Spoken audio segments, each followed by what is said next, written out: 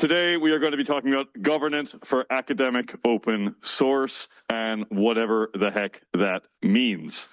I'm very excited to be joined by the three people sitting in chairs. So we have Kalle, whose name I've already messed up, and I'm very sorry about that. Okay, Kalle, and we have Ciarán, and we have Emily joining us from various different places. Kalle is joining us from Chainguard. Where do you actually, I know you have different hats, you said earlier, but you're actually not wearing a hat. No. Where do you live?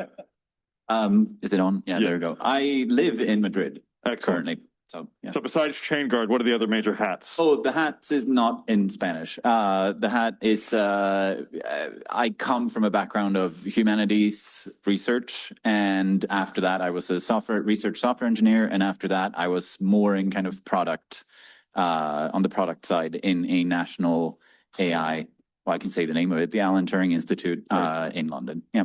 So that's moving all the way from being a student to being an academic at a large institution. So the whole gamut of things happening. Oh, and now I'm in tech. Yeah. And now you're just in tech. C.R.A. Ciarán, you're a policy expert, unless I'm incorrect. Yes. So I was a software developer many years ago. And then with the software patents directive, I started working on policy, and I thought this was a temporary thing until I could get back to software development. But there are so few people working on policy that I realized I couldn't abandon my post. And so I've been trying, but it's not looking like it's going to happen. Excellent. If anyone needs a job, just go into law. And Emily, you're coming from UC Santa Cruz, where you're one of the members of the OSPO there. You're also a mentor, I hear. Can you tell me more about that hat? Yeah, so my background is actually mostly in computing education and media arts, and that's how I found my way into open source. I now also have a full-time adjunct faculty appointment at UC Santa Cruz, where I am the associate director for our OSPO. A lot of my work is with students and focusing on working with students, but we are also the first campus of the UC OSPO network, which you may have heard about, that now includes 6 campuses. So I am not an expert at all on governance, but I'm excited to be here with curiosity and to learn as we are like in the throes of thinking about governance for both the UC OSPO network and then also, you know, just the questions we get through the work I do with students and mentorship and teaching and also working with a lot of research projects. Excellent. It's good to have you bringing the curiosity to Curious. For those of you who don't know, I'm one of the co-founders of Curious. I also have run a podcast called Sustain Open Source Software for the past 8 years, mainly focusing on governance of open source. So I'm excited to ask some very difficult questions. Just to begin, governance is a very large word. Ciarán might say it has to do with the C.R.A. in the EU and all that crap. Other people may say different things, like it means who decides what's in the README. I'm going to ask, what does governance mean to you, most specifically, when you think about academic open source projects? Kalle, you're just closest. Right. Yep, I'll take the challenge. I have been thinking about it because I was also like, what the hell is this? And what am I doing on this panel? That's why I was thinking about my sort of wearing many hats, because I've moved from being a software engineer to being sort of, I was in a role at the Alan Turing Institute that we called a research application manager, which is probably closest to a product manager, but within a research institution. So the idea was to create sustainable software that would kind of connect with industry and get sort of applications outside of the code base that we're working on, which I was like, that sounds like governance to me. And that's kind of where I'm at now. So I moved from that into this role that I'm in now, which is at Chainguard, which is a company that builds open source software in a safe and vulnerability-free environment, which means that we're providing kind of building blocks for you to start from a secure base rather than sort of thinking about it later on and then potentially being fined many millions of euros from the C.R.A. Once that kicks in September.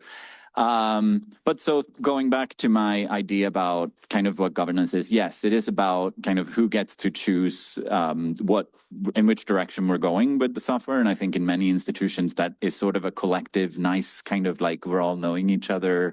Can you open a PR in my repo maybe type thing? But then those things can sort of take off, right? Or it's our idea that it will take off and our hope that people will use our code and it will become bigger.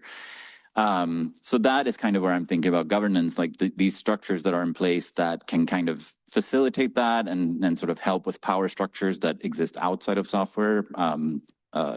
Thinking about how to build in equality and all of that stuff into what we're doing. But then specifically what I want to sort of be here talking about a little bit is the end, death. The end of funding, because we're in a research context and I know firsthand, like there's end of grants, there's someone leaves who had that special knowledge on that project and now we have no one to fill that function. Or, change of leadership, changes of deans, institutions shutting down. I mean, like all of these things happen to us, right? We all have these stories in research contexts. And so I'm thinking about the importance of governance also in terms of sunsetting. What happens when your code base is no longer being maintained? What do we do? That is a thing that I think governance really needs to address. And it possibly is a good thing to start from that end, if you will, when you're thinking about governance in open source projects, specifically in academia. We will have time for questions, so you can follow up on what that means. I always see governance as being more about the broad picture from the beginning to the end. They're both equally important. But it depends on the software project. We've all had projects that died. We've all had collaborations that have ended. And we've all had governments try to enforce their legal policy upon us, Ciarán. You work for the Eclipse Foundation, which is a very large software foundation that has several projects underneath it, mainly focused in Europe. Can you tell me, when you think about governance for Eclipse, what are you thinking about in terms of academic open source? So what I'm working on for governance right now is adding an extra layer to how we work on governance, because the issue with regulation like the C.R.A. is that all of a sudden we have all these obligations that are coming in from the outside. So we used to have our own processes for creating the legal infrastructure and the legal procedures. So we did that by creating licenses and then deciding which license to use. Like at a community level, we created licenses, and then at a project license level, you decide which license to use, and you decide certain policies about accepting changes. Sometimes we had a little bit of legal discussion of trademarks or association law, but the amount of regulation is dramatically increasing now. And so one of the big problems we're having is that we can't work on all the different pieces of legislation at the same time. And in particular, it's at the individual country level that we're struggling, because when we have something like the Cyber Resilience Act at the EU level, we're already struggling to have enough people to work on this text. But then it has to be implemented in 27 member states. And while it's being implemented, Japan and South Korea and the UK are drafting their own cybersecurity regulations. And so we're really struggling to find enough people who can even read all these languages to let us know what's happening. So what I'm interested now in is, for this context, is in particular the academic OSPOs.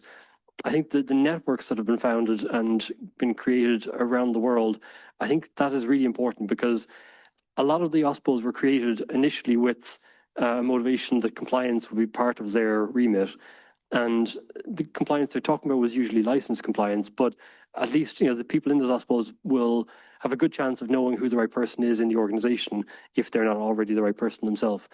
So I think this is, for me, governance is going to evolve, and it's going to have to take an outward-looking view of the project's legal context rather than the previous inward-looking view that we had the luxury of being able to rely on. So that's my my thinking of how project management is going to have to change, and we still have to figure out as a community how we're going to do that. Thank you very much. Emily, when you're at your OSPO and people come to you and say, what is governance? Do I need it? Or I have a project, what now? Where do you direct them when it comes to governance? How do you help them think about that? Great question. I think most of what we get is I have a project. What do I do now? So it's a lot of like working with educators and researchers who have something that they've grown, and like, I guess to me as a non-governance person, I think about governance as like that pivotal moment where you're like, oh, this is big enough that I need to think about things like leadership and conflict resolution and what happens, the sort of like, you know, even before the death, hopefully, of a project, like what is the growth arc and how do you support that? Which can also be other things like legal and funding and support for that.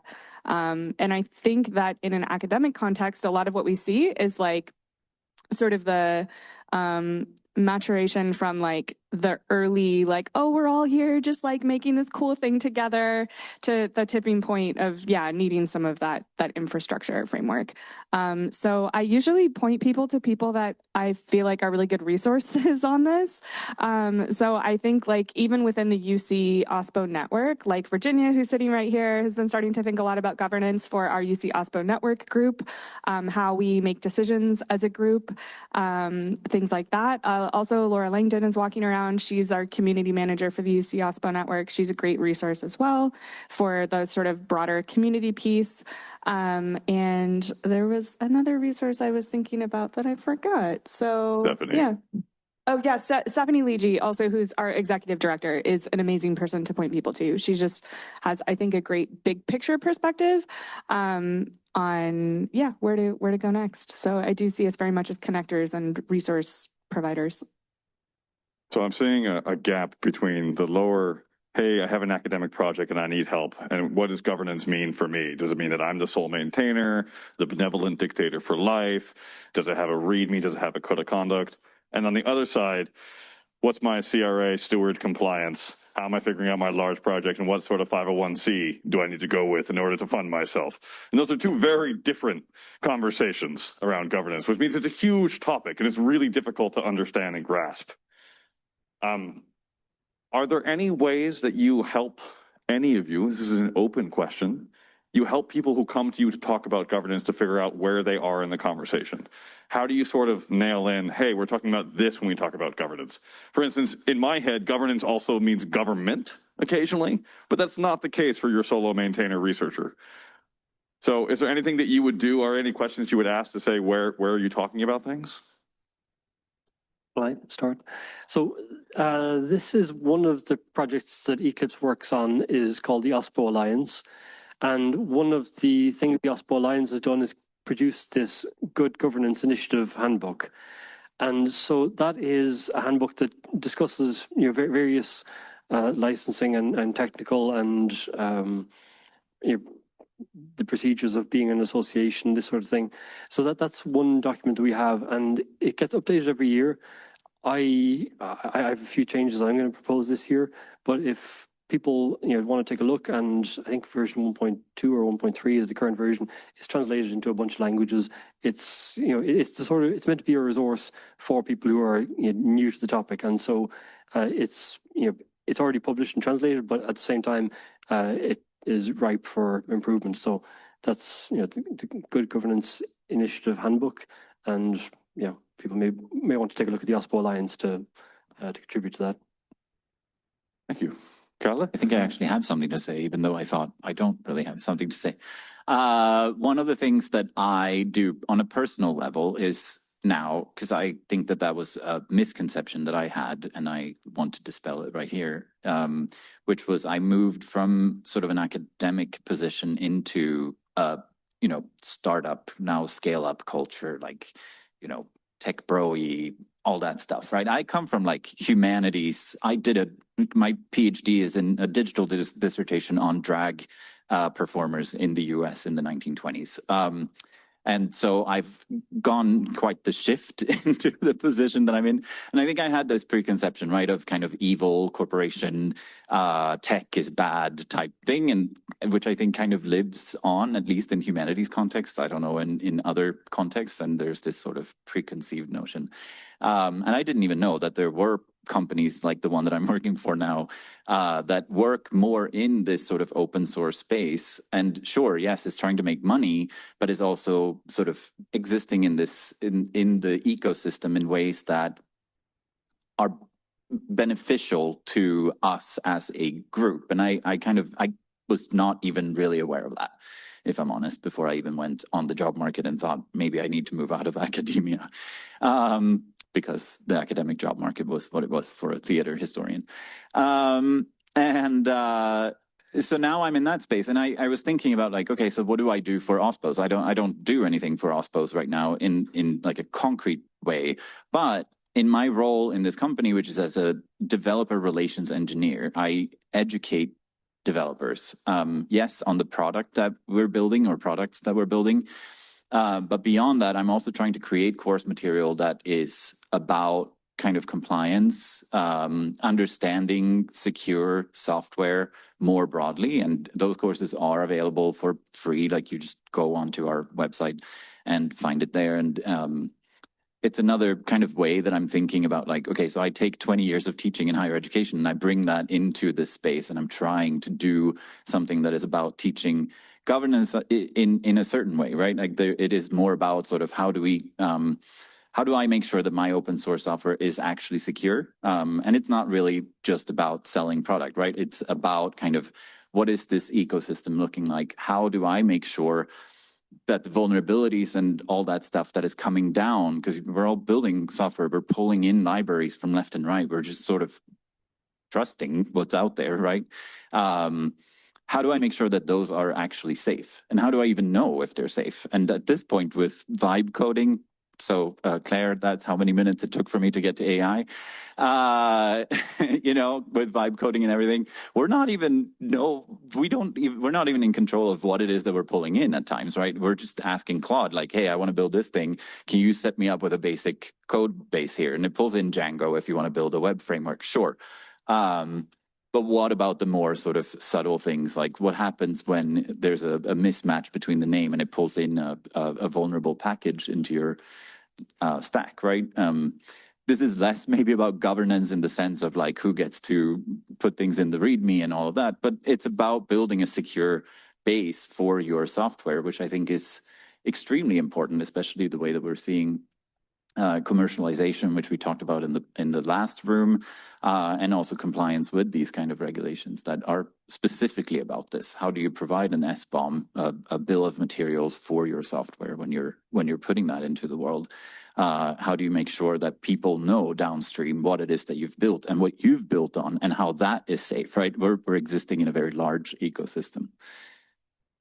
I was told this was the broad abstract room, so I'm trying hard to make sure that we cover all the abstract points possible. Security is definitely a huge part of governance. Who has access to the keys? Who has access to the repos? Who gets to decide what AI goes where and how it comes back?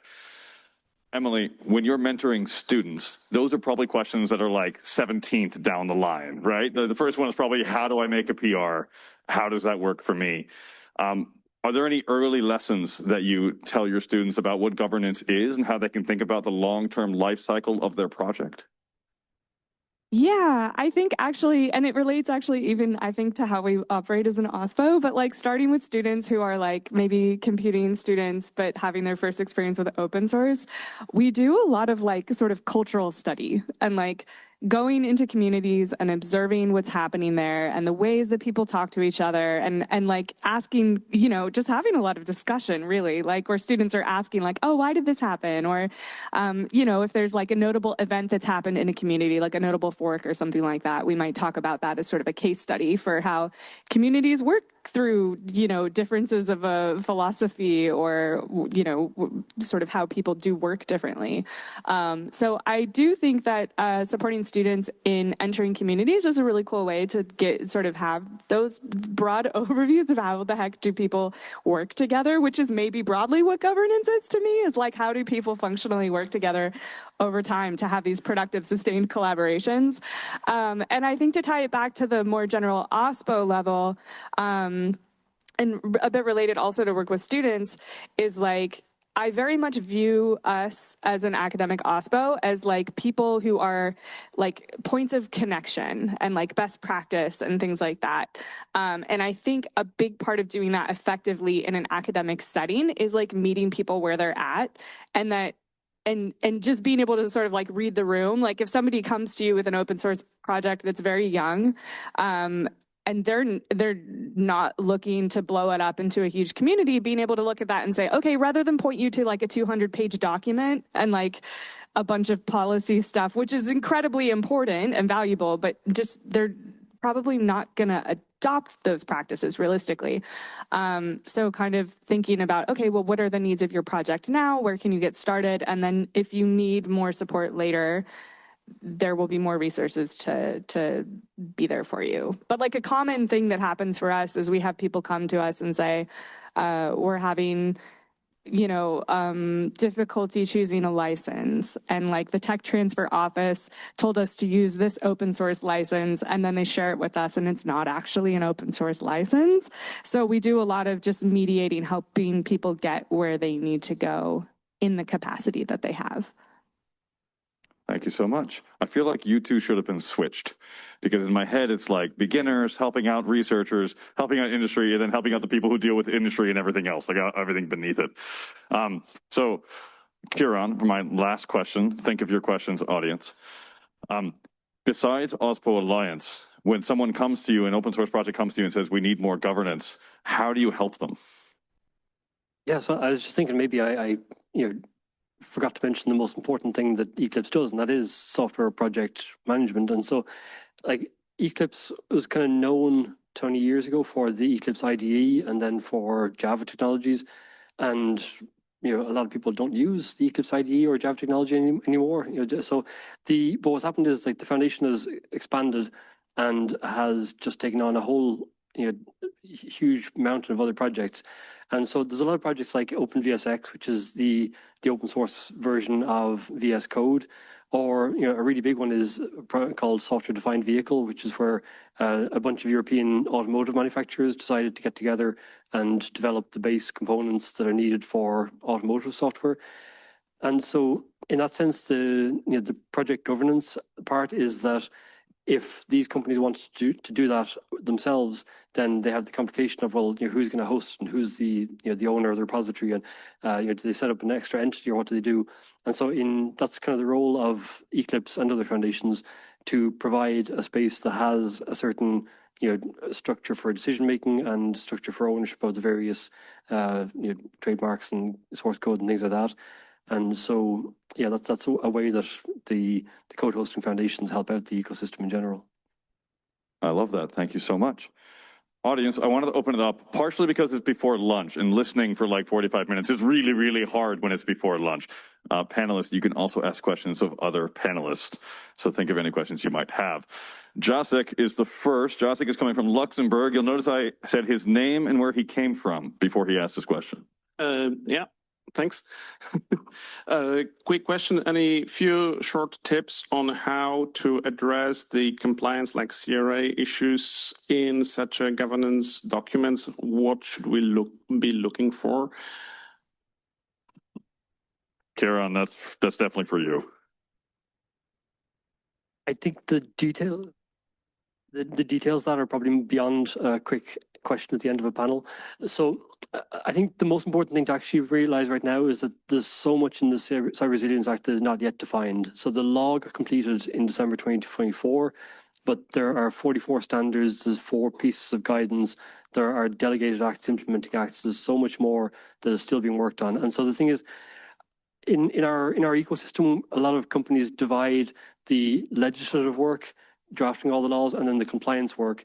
But right now, the companies are working on compliance while we're still tweaking and defining the legislation. And the people who know how to change the legislation in the best way are the people who are working on compliance, and the people who know what can be changed are the legislation people. So there's a lot of overlap right now between people who work on legislation and people who work on the compliance side.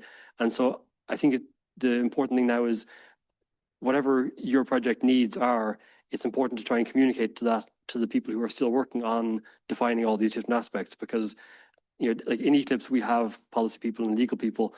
With Cyber Resilience Act, we're going to be okay, because we have people who can look into all this. It's smaller entities and projects that have less focus on policy. They're the ones that are going to find it more difficult. And so what we'd really like to hear is what the needs are of other projects, so that like all the materials we make are publicly available, and we'd like them to be useful for everyone. And so we'd like to know, what do people actually need? So I would say, whatever your specific issue is, you can check the status, but it's also probable that you can still tweak or change things that will improve your situation and make life easier. Thank you very much. Questions? Okay. Hi, my name is Steve Donoghue from Nova UCD. Would it be fair to say that now in universities and academia, there needs to be an awareness of all these issues around digital single market, the EU AI Act, the C.R.A., the Public Liability Directive, because more and more, obviously, I'm just not sure where the line is between developer and deployment, and a lot of stuff comes out of universities. So I think, Ciarán, in the previous room, you made the point that before you just had the licenses for compliance, now you have so much regulation coming in. Ciarán or Kalle, would you like to take that? I think you can probably address some of that, but some things that we see in particular is, or that we see as a risk, is that large companies are either going to just handle the fines and be fine with it, which is not good, or they're going to pass on the responsibilities to the open source maintainers of the packages that may have vulnerabilities sort of upstream from what they're working on, which means that there might, like developers and security, whatever security people that you may have working as maintainers on open source projects are going to get overstrained, especially with the timelines, I would say, that we're operating under. I mean, the SBOM requirements and the due diligence with kind of rectifying and responding and remediating the issues that pop up in code are already coming into effect in September. And so it's, we're on quite short timelines. And so it's a big issue, I think, and you can speak more to maybe the ramifications. No, I'm going to keep it brief, but I think right now what we have to focus on is compartmentalizing the work and trying to avoid the situation where developers are concerned that they have to be experts or even knowledgeable about the Public Liability Directive. We really have to try and avoid a situation where people think that these are problems that they have to deal with. And so in our ecosystem, we need a certain number of people who are experts in these topics, and we need to improve our tools and our procedures so that hopefully we can generate procedures that are quite easy to follow and won't be burdensome and will seem logical. And so then projects can do a certain amount of security compliance work without feeling the need to then dig deeper and become experts in any of these things. So I think, we have to try and keep the developers away as much as possible from getting distracted with this policy talk. Thank you very much. Okay, Stephen Wally. Just want to add one comment, which is I appreciate that, because I think that what we see practically, at least in my personal experience in an academic OSPO, is that when the path is not clear to the developers and like people doing research software, they just do the work in the shadows. And so the way to help that work stay in the open and properly like governed and attributed and everything is to have these pathways. So thank you. My name is Virginia Scarlett. I'm from the University of California, Santa Barbara. And I think I'm kind of discovering through this panel that I have a very limited idea or limited notion of like what governance is. So I think to me walking in here, I felt like governance is how the team makes decisions pretty much. And I used to be involved in an academic open source project, not deeply involved, but somewhat involved. And for us, it was like the legal stuff was pretty simple. It was obvious which license to go with. We had no eye toward commercialization. The compliance and the security too was like pretty straightforward. But the really hard part that was at the verge of killing the project was how do we decide what features to prioritize? What is the shape of the code base and the product going to be? And to the point that people were essentially forking the project because we couldn't decide. I mean, the group couldn't decide on how to move forward together. And so I kind of came into this hoping to find resources that will help with that kind of situation. Because the only resources I've been able to find are from like sociocracy and like these groups that are trying to like help teams make decisions. And like on that project, the maintainer was like looking at like the feminist literature to see like how we can like govern equitably. And it's like we had to go to all these other resources and then kind of code switch to like, how could we use this in open source? Because we couldn't find resources for doing that kind of thing in an open source context. So, and this question is for all four of you, and sorry I'm taking so much time, but do you know where those resources are? Yes, because we will make them together. They really don't exist. They really don't exist yet. There's a few things like community spaces by Nathan in Boulder. But in general, there hasn't been a concerted effort to figure out how to de-abstract governance to software management or software management in an academic setting. There hasn't been a concerted effort to do that well. There's a lot of people who are experts in the field, and they are sort of sociologists, which is really unfortunate because they're very bad at working with developers, or the other way around, rather. So that's my immediate answer. Please refute me. I will refute a little bit. I will mention a project that I used to work on, so it's not something that I'm working on anymore, but it's called The Turing Way. In there, I was mostly focused on project management because that was what I knew about. But it's an open resource that is being contributed to by a lot of people. It's not tied to the Turing Institute. It's completely now let go from that institution, despite the name. But it's a great resource for kind of self-educating and also maybe providing upstream like help to others as well. And I think that's a really good community resource. Just a quick comment on what I found whenever we have like conflict within a project or people who have suggestions that contradict each other, it's usually just communication is what we need to get these things to sort themselves out. Like in the policy discussions, we had certain discussions about what would benefit SMEs or what would benefit foundations, and each one can develop a proposal which will throw the other under the bus and make life easier for themselves. But actually, if you just get these people to talk to each other for long enough, they'll find some kind of common way. So I don't have a real solution, but I do find that, communication, direct communication between the people, you often find these problems aren't as big as they looked at first. This is only tangentially related, but very related to the idea of communication, which is that another thing that comes to mind is that my students the first year, I run a summer mentorship program for students from historically Black colleges and universities in the US.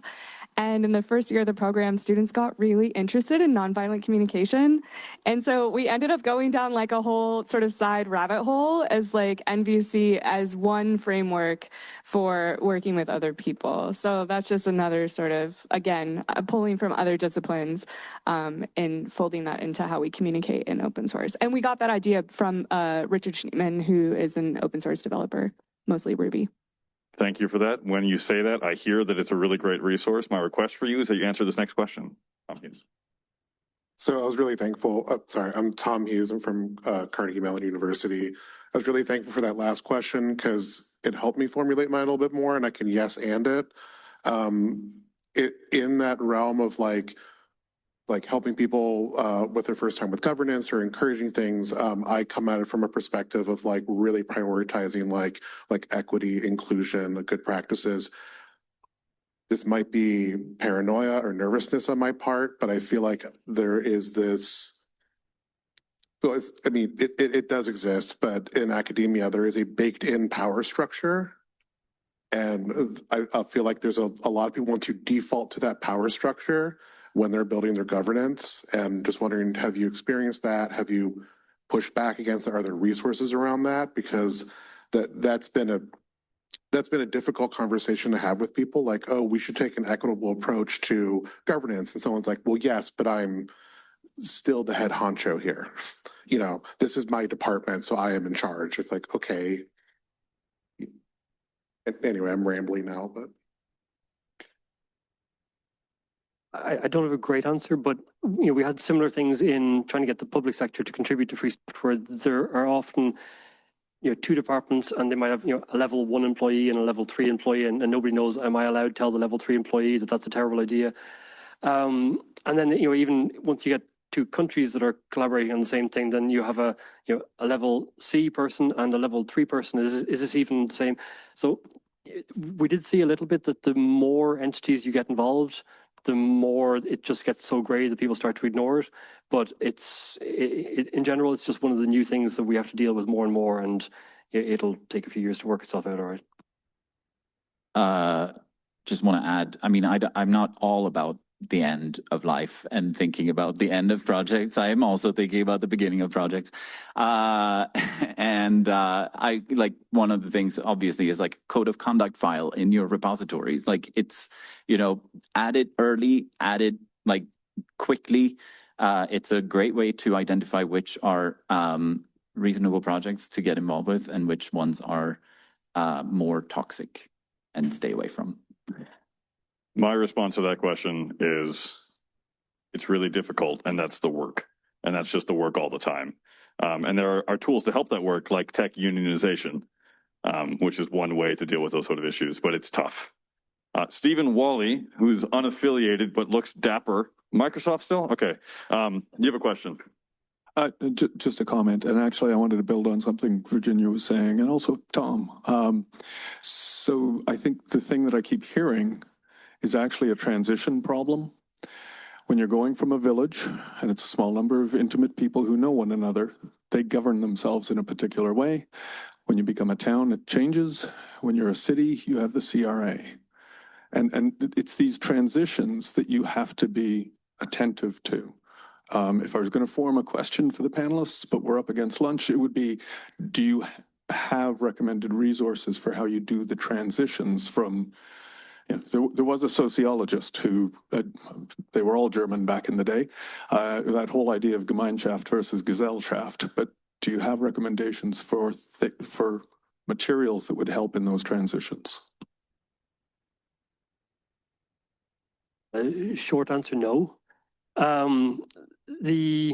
I think this is just a general transition the entire ecosystem is going through. As I keep saying, policy is the new licensing, and this is this is kind of the movement of, we used to develop our licenses at the community level and then choose a license at the project level, and it was all very comfortable and very, very easy. But now that we have regulation coming from the outside, we have to deal with things in a different way, and I think that's just it's in some ways it could be moving from the bazaar back to a bit of a cathedral model in some ways, or taming the West to create Silicon Valley. But we are going to have a little bit more procedures in our way of managing our projects, and it'll take time. But we have time. This is something that'll change in the next few years. I mean, I work for. I'm switching back to my work hat again. I think we're thinking a lot about sort of security by design, or security first, right? Like, so shifting this idea of thinking about these things as something that you tag on in the end. And so I like the idea of that it is a transition thing, but I think also think about that early on. So like, even if you're a village now, think about when it grows into, and that goes back to the code of conduct. It also goes into the idea of thinking about how can we build security into the package that we're building, or the software we're building for the open source microscope or whatever it may be, so that we don't have to do that later, so that we can make sure that we're already on board with that. There was something else I was going to say about it, but that's it. We're done.